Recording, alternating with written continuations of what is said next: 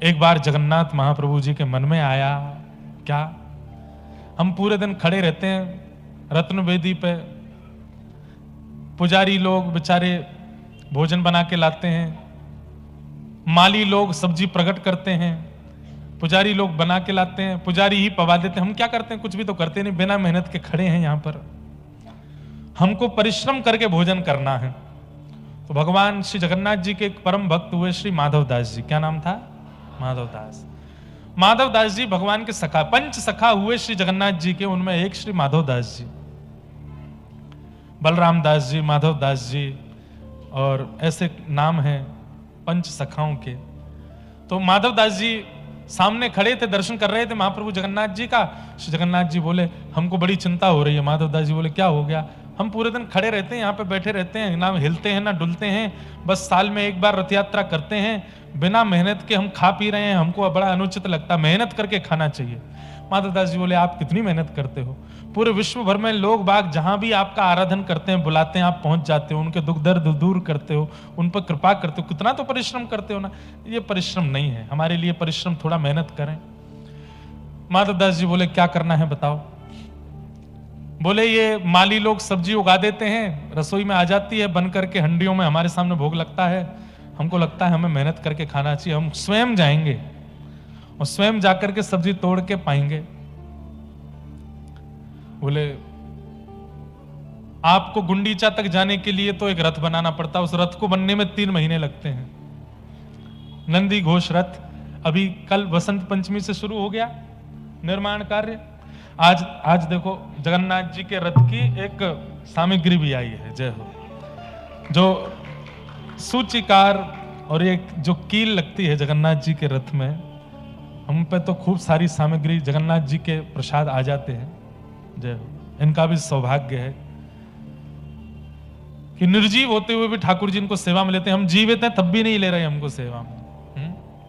तो महाप्रभु जगन्नाथ जी बोले माधवदास जी मेरी इच्छा हो रही है। बोले क्या? मेहनत करके भोजन करना। बोले क्या करोगे? बोले चोरी करने जाएंगे। माधवदास जी बोले वाह, अरे ऐसी मेहनत करोगे चोरी करके खाओगे? बोले बहुत दिन हो गए यहाँ जगन्नाथपुरी में, जब से हम भगवान बन के बैठ गए धामों में, तब से हमारी चोरी वोरी सब छूट छाट गई है। व्यक्ति को अपना स्वभाव नहीं छोड़ना चाहिए। माधवदास जी बोले जय जय, दुनिया जगन्नाथ बोलती है आपको, कितनी ओछी लगेगी बात बताओ, हैं? इतने बड़े नीलाचल पर्वत पर बैठे ठाकुर जी चोरी करने जाएंगे अब? ठाकुर जी बोले मुझे नहीं पता, मेरा मन कर रहा है, बहुत जोर से मन हो रहा है मेरा, मुझे चोरी करनी है। तो क्या चुराओगे? बोले बगीचे में जाएंगे राजा के में, हमने यहीं से देख लिया है, बढ़िया बढ़िया कठेल लगी है वहां पे, तोड़ ताड़ के खाएंगे बढ़िया प्रेम से। माधवदास जी बोले तो आपको किसने रोका? चले जाओ। बोले ऐसे कैसे? अब हम ब्रज में थे तो मधुमंगल, श्रीदामा, तनसुखा, मनसुखा, धनसुखा हमारे सखा थे, उनके संग में चोरी करने जाते थे, अब यहां किसको लेके जाएं साथ में? माधवदास जी बोले तो किसी को 2-4 लोगों को बोल देता हूं मैं कि भाई ठाकुर जी को चोरी करवा लाओ। और आप चोरों को क्या ढूंढ रहे हो? बगल में आपके बहन भैया खड़े हैं, सुभद्रा जी, बलभद्र, इनसे कह दो यही चले जाएं, चोरी करवा लाएंगे।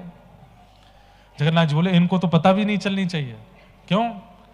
देख नहीं रहे हो ये बड़देव हैं? जब बलराम जी को बड़देव कहते, बड़देव ही कहते हैं।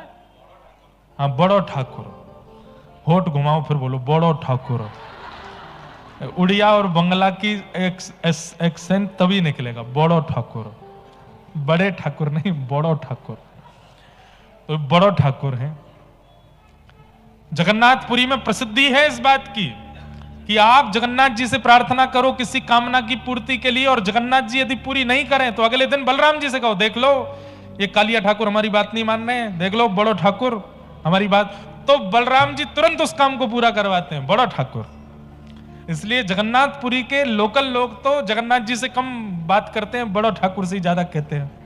आप ही संभालो, राजा वही हैं। हमारे ब्रज के राजा भी श्री दाऊ दादा हैं, और कह दिया जाए तो कोई अतिशयोक्ति नहीं, द्वारिका के और जगन्नाथपुरी के भी राजा तो श्री दाऊ दादा ही हैं। दर्शन करने सब ठाकुर जी के आ रहे हैं, पर व्यवस्था पूरी तो दाऊ दादा ही संभालते हैं कि लाला के सब दर्शन करें। ठाकुर जी बोले बड़ो ठाकुर हैं, अगर इनको मैंने कहा चोरी करनी है मुझे तो ये पहले तो जाएंगे जगन्नाथपुरी में, हल्ला करेंगे, हाँ सुनो भाई लाला चोरी करवे आवे को व्यवस्था करो।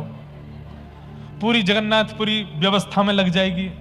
कठेल जो 20-20 फीट 40-40 फीट ऊपर होंगे वो अपने आप ही नीचे आ जाएंगे 5-5 फीट पे, दाऊ दादा के भय के कारण कि लाला ऊपर नहीं चढ़ेगा, नीचे आ जाओ। कठेल को नीचे आना पड़ेगा।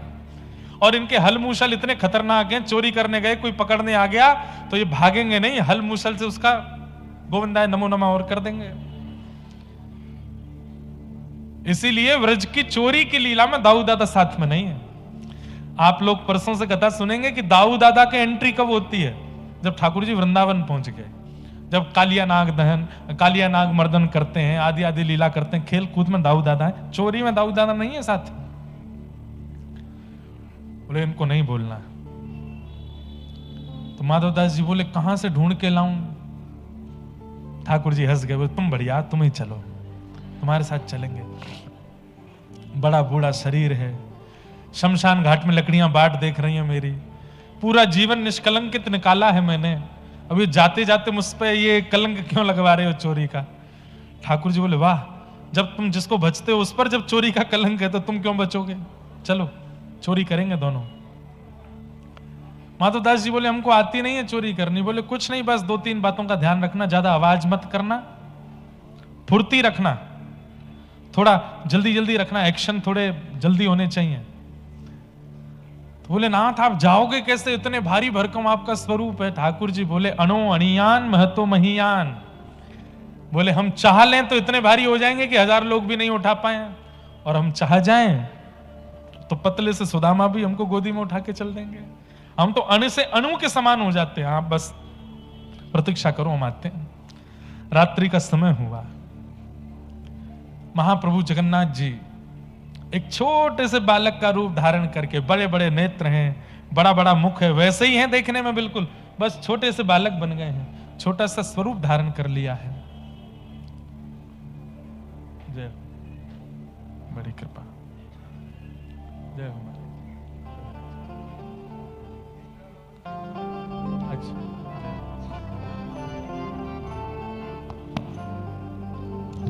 तो छोटे से बालक का रूप धारण करके महाप्रभु जगन्नाथ जी आ गए बाहर।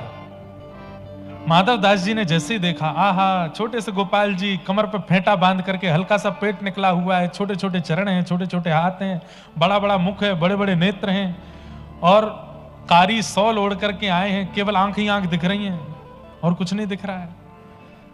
माधव दास जी के कंधा पे बैठ गए, बोले चलो चोरी करा के लाओ। एक लीला और हुई थी, माधव दास जी बोले चोरी करके क्यों खाना है, मैं कठेल यहीं मंगवा देता हूं।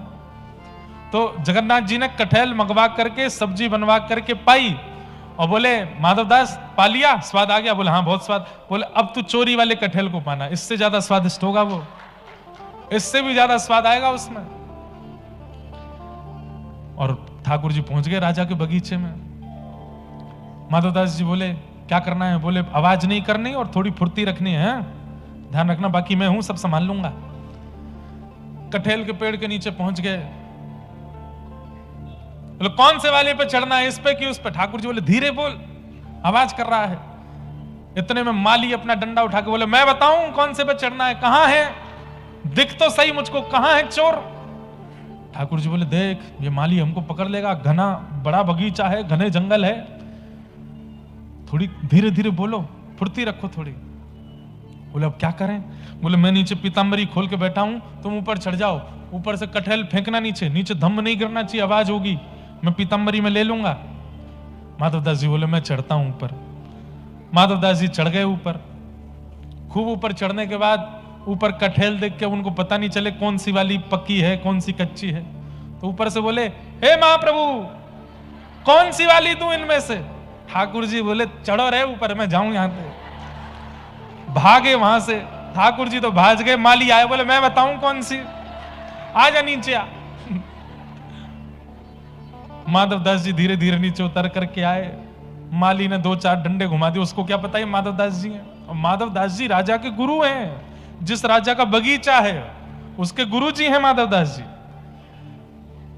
नीचे आकर के माधवदास जी ढूंढने लगे। कहां देख रहे हो, बोले कि देख रहा हूं एक और आया था साथ में, वो कहां है। माली बोला कोई नहीं है, अकेले हो तुम। बोले आए तो थे एक और।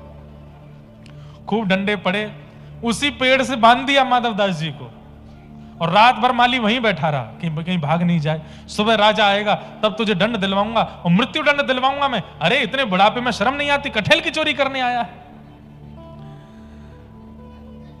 माधवदास जी बोले, मेरा तन देख करके तुमको कहीं से भी लग रहा है कि मैं कठेल खाता हूंगा? पतला दुबला शरीर, मेरी हड्डियां गिन लोगे तो तू नहीं खाता तो किसी को बेचने जा रहा होगा महंगे रकम में। अगले दिन सुबह हुई, प्रभात के समय राजा आए विचरण करने के लिए। राजा को पता चला कि रात में चोर घुसे थे, एक पकड़ा गया है उनमें से। राजा ने आकर के जैसे ही पेड़ से बंधे हुए गुरुदेव को देखा, गुरुदेव चरणों में दंडवत प्रणाम किया। अरे खोलो इनको। अरे राजा जी यही चोर है। अरे ये मेरे गुरुदेव हैं। खोल करके माधवदास जी से पूछा, आप चोरी करने आए? मुझसे कह देते 10, 5, 15, 20 कठेल में भिजवा देता आपके यहां। आप यहां रात्रि में चोरी करने क्यों आए? माधवदास जी के नेत्र सजल हो गए। बोले, तुमको लगता है कि मैं खाने आऊंगा? बस अब अनुभव कर लो कि कौन आया होगा और किसके मन में इच्छा प्रकट हुई होगी कठेल चोरी करने की। आहा, सुनते ही राजा प्रसन्न हो गए। बोले, जगन्नाथ जी आए थे? बोले, हाँ वही आए थे, मुझे लेके आए थे साथ में। पूरी लीला सुन करके राजा बड़ा प्रसन्न हो गया। तब से राजा ने नियम बना दिया, और महाराज पूरा बगीचा उसी समय महाप्रभु जगन्नाथ जी के ही नाम कर दिया। बोले, मेरा बगीचा नहीं है, यहां आने के लिए महाप्रभु जी को अनुमति या चोरी से आने की जरूरत, ये महाप्रभु जी का ही बगीचा है। सुबह उठते ही माधवदास जी गए मंदिर। तो मंदिर में आप लोग अनुभव करेंगे कि जगन्नाथ जी का जब आप गरुड़ स्तंभ के पीछे से दर्शन करोगे इतने ही दिखते हैं। वो जो मुख्य गर्भगृह है वहां से इतने ही दिखाई देते हैं। आज जैसे माधवदास जी आए तो ठाकुर जी और छुप गए, कहीं मुझे देखे नहीं। माधवदास जी बोले, कहां छुप रहे हो? ठाकुर जी, कैसे मजे आए, आनंद आया? बोले, आनंद तो बहुत आए, छोड़ के भागे आए हमको।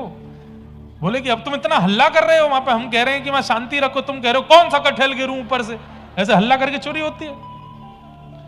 बोले, आप तो भागे आए नाथ, हम तो पूरा बगीचा आपके नाम करवा के आए हैं, अब खूब प्रेम से वहीं से कठेल खाओ तोड़ तोड़ करके। ऐसे हमारे महाप्रभु जगन्नाथ हैं। और ये ठाकुर जी ने लीला सब जगह की है। यही चोरी की लीला ठाकुर जी ने गिरिराज जी में इसी कलयुग में भी की है। इसी कलिकाल में माधवदास जी के साथ महाप्रभु जगन्नाथ जी ने चोरी की है। इसी कलिकाल में पंढरीनाथ प्रभु ने वहां पंढरपुर में वहां जनाबाई के साथ में, सक्कूबाई के साथ में लीलाएं करके वहां पर भी चोरी के क्रम ठाकुर जी ने किए हैं। ये चोरी नहीं है, ये ठाकुर जी का प्रेम है, अपने भक्तों के प्रति अनुराग है, भाव है, उसको ठाकुर जी ऐसे प्रस्तुत करते हैं, उनको सुख मिलता है। तो ये सब भाव हैं। ऐसे ठाकुर जी, आज तक चोरी हुई नहीं है महाप्रभु जगन्नाथ जी की। कोई भक्त हो जो चाहे कि मेरे यहां चोरी करें तो ऐसी व्यवस्था करो, कुछ नवीन बना करके, कुछ नवीन सिद्ध करके। कभी कभी ठाकुर जी के सामने भोग मत धरो, बना करके रसोई में ही रख लो और कहो ठाकुर जी हमने तो बनाया है, आपकी खाने की इच्छा हो तो खा जाओ, कैसे भी करके पाके दिखाओ। आप अनुभव करेंगे, या तो किसी भक्त के रूप में, या किसी वैष्णव के रूप में, या किसी ना किसी संकेत के रूप में ठाकुर जी उस प्रसाद को मांग ही ले जाएंगे आपसे, जरूर पाके जाएंगे। लीला करते हैं ठाकुर जी, ऐसे हमारे मधुर ठाकुर जी हैं।